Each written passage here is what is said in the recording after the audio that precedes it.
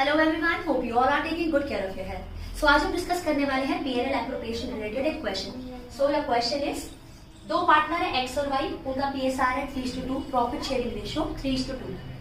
उन दोनों ने कैपिटल लगाई है 60,000 और 20,000। उनको इंटरेस्ट ऑन कैपिटल मिलेगा 6% पर एनम के रेट से, और वाई को सैलरी मिलेगी एनुअली, मतलब पूरे साल की ऑलरेडी कैलकुलेट कर रखी है 3,000।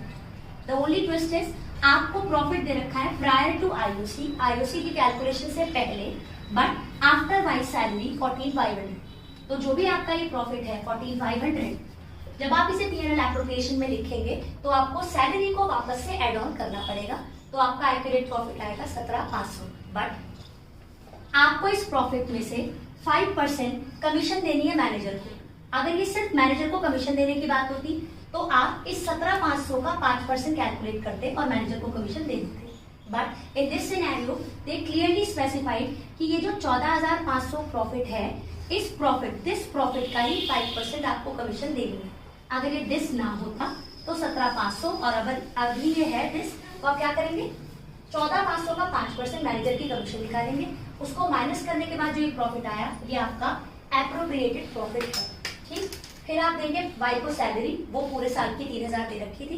अगर पर मंथ दी होती तो जो भी वो अमाउंट दी होती उसमें 12 की मल्टीप्लाई करके आप बाहर लिखते, क्योंकि पीएनएल एप्रोप्रिएशन आप पूरे साल का ही बनाते हैं। This is your credit side, this is your debit side. इसके बाद बात करें इंटरेस्ट ऑन कैपिटल की, तो इंटरेस्ट ऑन कैपिटल 60,000 का 6% 3,600 एंड 20,000 का 6% 1,200 रुपए, टोटलिटी में आ गया 4,800।